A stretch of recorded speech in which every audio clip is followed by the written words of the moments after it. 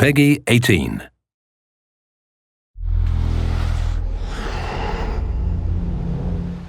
Hi, my name is Ashraf Ismail, Game Director of Assassin's Creed 4 Black Flag, and I'm very proud to be showing off the Caribbean open world.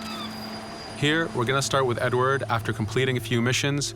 He's met up with the assassins, but he's not yet bought into the creed, so he still has this selfish need for fame and fortune.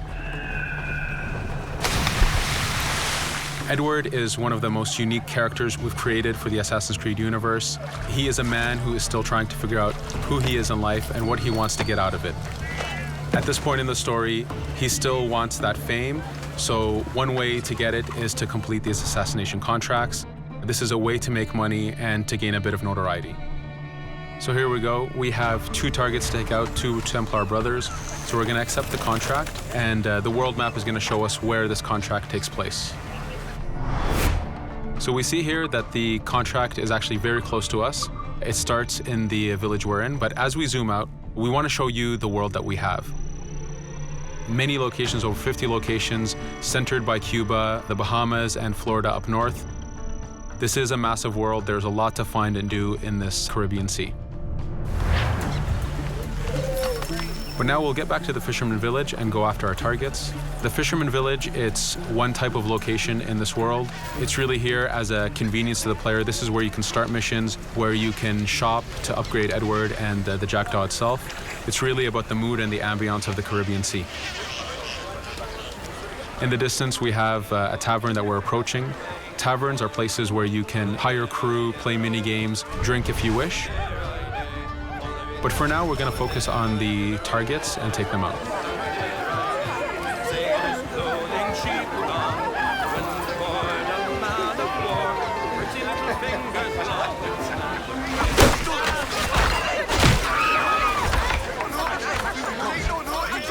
Now that we've taken out one brother, the other one's going to bolt. Just like classic ACs, we can chase him down and take him out that way, but there's many ways to complete this contract. We can use the new free aim system to shoot him this way, to eliminate him that way. We can jump onto the ship and take him out with his crew, but instead we're going to let him escape into the sea and follow him with the Jackdaw. This is your ship. This is the second main character of the game. You're going to have to customize and upgrade the ship as you go on this journey with Edward.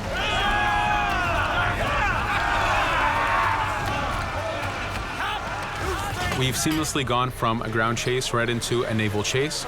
We could destroy the ship and complete the contract that way, but instead, using the spyglass, we can see that he's carrying a lot of rum. Rum is important in the economy system. It's one way of making a lot of money if you sell it properly. So instead of destroying the ship, we're going to plunder that ship. Fire! Here you can see the upgrades that we've made into the naval combat. Using the front cannons, you can shoot chain shots to slow down the ship. Using the new round shot mechanic of trajectory aiming, you can aim for the hull and do a lot of damage this way. This specific enemy is what we call a frigate. Frigates are the type of ships that you need to destroy as fast as you can, because the longer the fight lasts, the more damage they're capable of doing. We have other enemy types like the Charger or the Man of War. The Man of War is a massive ship capable of carrying over 100 cannons. These are ships that you really need to upgrade to be able to face. But now that this frigate has been demasted, we can start the boarding. Boarding, it's very important. You are a pirate. This is how you gain cargo. This is how you take on ships. So here we can start the boarding from any orientation or angle we wish.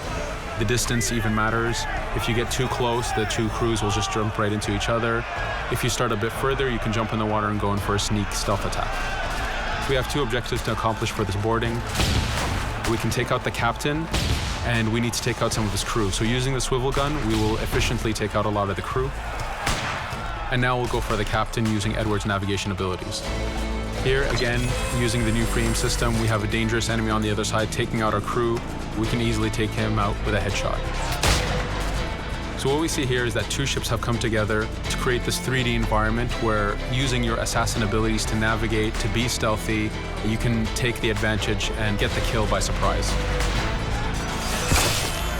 Now that we've taken out the captain, we still need to take out a few of the crew members to complete this boarding. Now that we've plundered the ship, we're going to gain that rum that we saw earlier, but we're also going to gain ammo and crew members and some gold.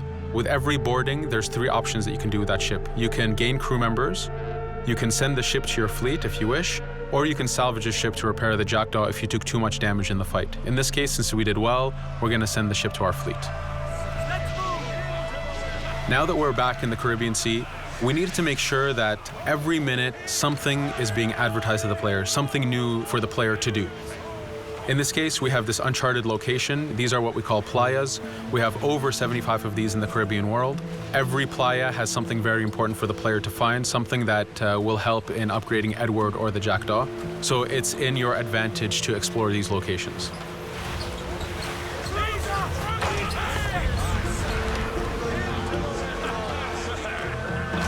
Again, for us, seamlessness is very important. We needed to be able to explore this Caribbean world without having too much interruption in the action. So being able to just let go of the wheel anywhere we want, jump into the water, and swim over to that location. This is very important for the mood and the immersiveness of this Caribbean open world. Here, as we get on the playa, in the distance we can see that there's a faction battle, but closer to us we can see that there's this poor drunken sailor who's passed away. But being a pirate, of course, we're going to loot his body and see what he has for us.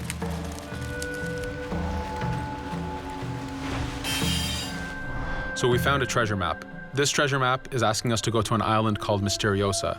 Every time you find one of these, you know that you're going to find a treasure that is linked to the progression of the Jackdaw or Edward, so they are very valuable. Here we're going to take a look at that faction battle. We have a British ship facing off against a Spanish ship. We could jump in and take advantage of this opportunity, allowing each ship to weaken the other and for us to plunder both. But now we're going to make our way back to the Jackdaw. Again, this is the second main character of the game. There's a lot of customization and a lot of upgrading to do on the Jackdaw. You can upgrade all the weapons to fit the playstyle you wish. Now, as we get onto the Jackdaw, we can see that the crew is cheering for us. Edward has a really close relationship with his first mate, Adewale, standing right there, and with his crew. And this is something that you'll see later in the demo, that we can lose and gain crew members. Again, using the spyglass, we can really see the contents of a ship, but you can also assess the danger and threat level of these ships. But for now, we're going to continue to Misteriosa to find that treasure. Here we've crossed into a harpooning zone. The harpooning system is connected to the hunting system, which is used for upgrading Edward himself. So you can upgrade the number of weapons he carries, the ammo that you can carry, and even his health. But for now, we've moved past that zone and we've got into a storm. Storms are very dangerous. If you're not careful, if you don't know how to navigate a storm, you will take damage to your ship and you will lose crew members.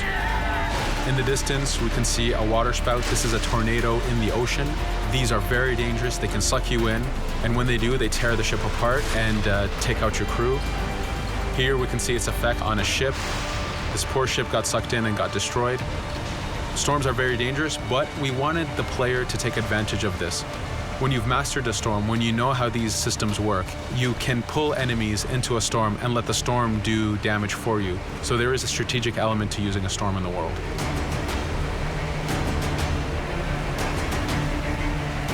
Here we can see that the storm is dying down a bit, but there's still this torrential downpour. It was very important for us to get the real mood of and atmosphere of the Caribbean in the weather cycles and in the daytime cycles.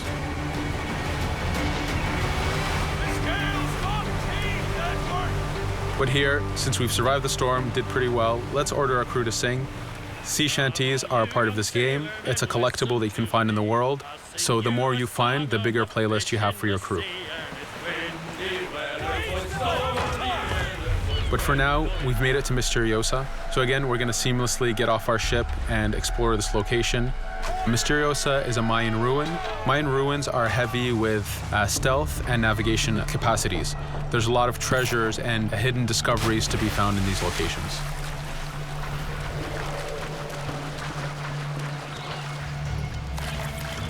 If we recall the treasure map, the treasure is hidden behind a temple. So just by quickly looking around, we can see that temple looks about right. So that's our objective, we'll head there.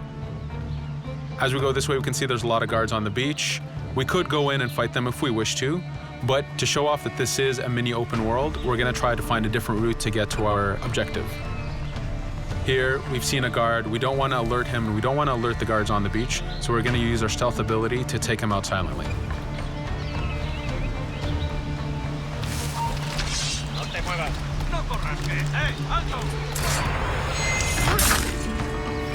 With AC3, we were able to push the navigation in the frontier, which means using natural environments like trees and rocks and so on. Mayan ruins are the perfect place where we mix man-made structures and these natural environments. So you really get to feel how far the navigation abilities of the assassin have come since the original game. In the distance there, we can see another part of the island being blocked off by a patrol of guards. We're going to avoid it for now and go for that treasure.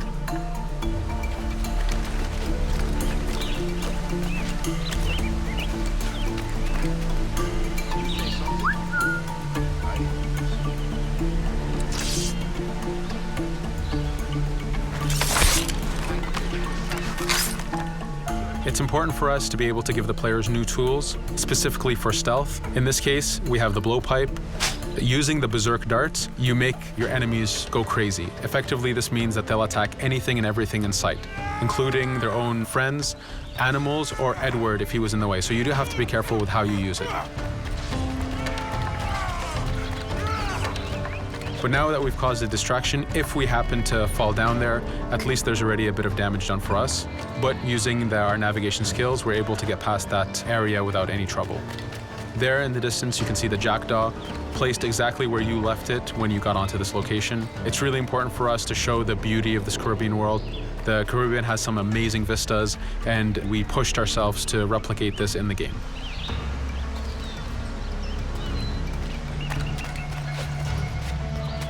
As we continue forward, we can see in the distance there's a couple prisoners that are taken hostage. This is a scenario that you need to use stealth. If you're detected by those guards, they will kill the hostages.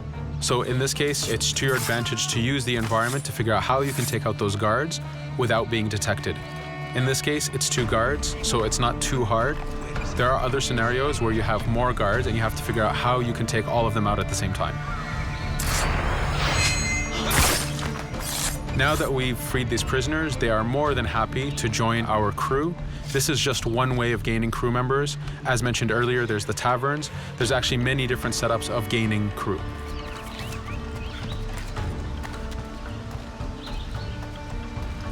Here, we're going to go back to the treasure map. We can see that the treasure is actually behind the temple near a fountain. So if we just look around, we can see that it's around here.